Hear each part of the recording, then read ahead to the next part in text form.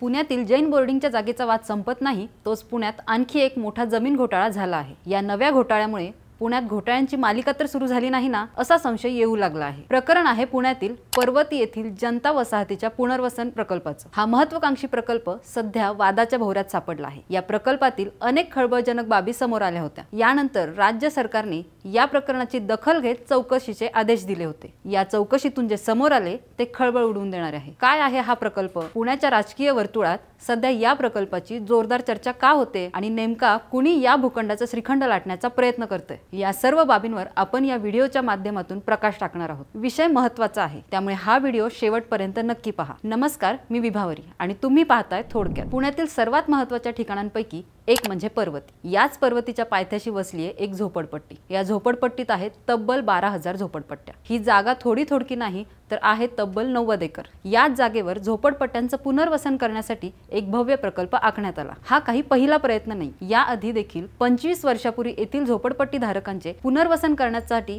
प्रयत्न झाला होता। झोपडपट्टी धारकांना इंदिरानगर, अप्पर सुपर येथे घरे देण्याचा प्रस्ताव होता, परंतु गरिबांना घरे देण्याच्या या योजनेत शहरातील बड्या व्यावसायिकांचे भूखंड ताब्यात घेण्याचा निर्णय घेतला गेला। या भूखंडांना त्या बदल्यात TDR देण्याचे निश्चित झाले। मात्र याच मोबदल्यावरून वाद आणि आर्थिक गैरव्यवहार झाल्याचे आरोप सुरू झाले। पर्वती परिसरातील 36 हेक्टर क्षेत्रापैकी 15 हेक्टर क्षेत्रावर झोपडपट्ट्यांची संख्या 12,000 आहे। या झोपडपट्ट्यांचे पुनर्वसन करण्यासाठी या परिसरातील काही भूखंडांवर घरे बांधण्याचा प्रस्ताव SRA ने तयार केला आहे। येथे खासगी जमीन मालकांना देण्यात येणारा मोबदला चर्चेचा विषय बनला आहे। याआधी पर्वती येथील झोपडपट्टी पुनर्वसन संदर्भात मुख्यमंत्र्यांच्या उपस्थितीत एक बैठक पार पडली होती। यावेळी आहे त्याच जागी या तत्वानुसार प्रस्ताव सादर करण्याचे आदेश देण्यात आले होते। त्यासाठी विकास नियंत्रण नियमावली 2022 मध्ये काही सुधारणा कराव्या लागणार होत्या। त्याचा प्रस्ताव ही SRA ने गृहनिर्माण विभागाच्या अप्पर मुख्य सचिवांना पाठवला होता। त्यानंतर SRA ने लगेचच या ठिकाणच्या खासगी जमीन मालकांना द्यायच्या मोबदल्याबाबत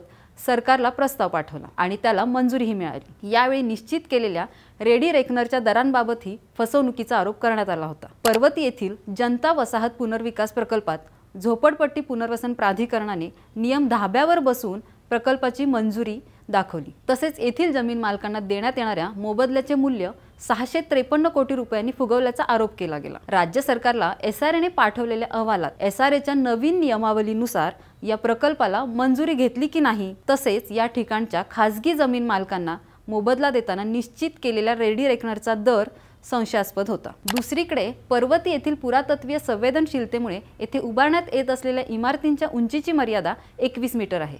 मात्र ती शिथिल करून ती 40 मीटर पर्यंत वाढवण्याचा प्रस्ताव SRA ने सरकारकडे पाठवला। उंचीचे बंधन कायम राहिल्यास पुनर्वसन करणे शक्य नाही। आता नेमका वादाचा मुद्दा काय आहे ते पाहूया। पर्वती लँड डेव्हलपर्स या विकासकांनी सादर केलेल्या प्रस्तावानुसार संबंधित भूखंडासाठी सिटी सर्वे क्रमांक 661 असा नमूद करण्यात आला आहे। या सर्वे क्रमांकासाठी खुल्या जमिनीचा मूल्य दर हा 39,650 इतका विचारात घेण्यात आला आहे। या दरानुसार या भूखंडासाठीची TDR ची रक्कम ही 663 कोटी 20 लाख रुपयांच्या घरात पोहोचली। प्रत्यक्षात मात्र 5,720 रुपये या दरानुसार ही रक्कम केवळ 110 कोटी रुपये इतकी होत आहे। त्यामुळे केवळ दर निश्चिती करताना सर्वे क्रमांक बदलला आणि या एका बदलामुळे संबंधित बांधकाम व्यावसायिकांना 653 कोटी रुपयांचा फायदा होणार होता। मात्र हा घोटाळा उजेडात आणल्यानंतर आता राज्य शासनाच्या गृहनिर्माण विभागाने या प्रक्रियेला स्थगिती दिली आहे। त्यानंतर मूल्यांकन विभागाने पुन्हा एकदा सर्व तपासणी करून या जागेचा दर निश्चित केला आहे। याबाबत मूल्यांकन विभागाने मुद्रांक जिल्हाधिकाऱ्यांना पत्र पाठवून या जागेचे मूल्य दर 5,720 इतकेच निश्चित करण्यात येत असल्याचे स्पष्ट केले आहे। यामुळे SRA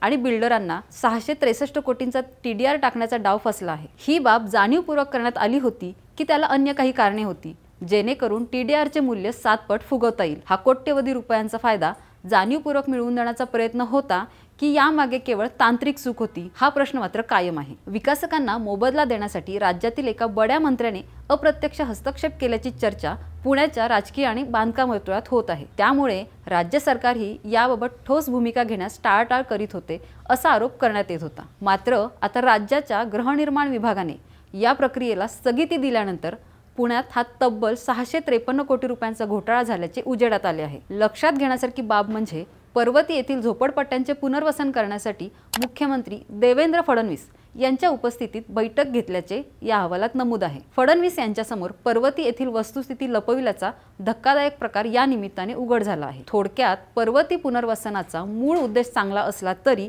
खासगी जमीन मालकांना मोठ्या प्रमाणात आर्थिक लाभ मिळवून देण्यासाठी नियमांचे उल्लंघन झाल्याच्या आरोपामुळे हा प्रकल्प सध्या चौकशीच्या फेऱ्यात अडकला आहे। गरिबांना घर देण्याच्या या योजनेत जर बड्या व्यावसायिक आणि राजकीय हस्तक्षेपाचे आरोप होत असतील तर हा प्रश्न केवळ आर्थिक गैरव्यवहाराचा नाही तर विश्वासार्हतेचा आहे। मुख्यमंत्री कार्यालयाच्या बैठकीतही तथ्ये लपवल्याचा आरोप झाल्यामुळे या प्रकरणाची सखोल चौकशी होऊन दोषींवर कठोर कारवाई करणे हे राज्य सरकारसाठी आवश्यक आहे।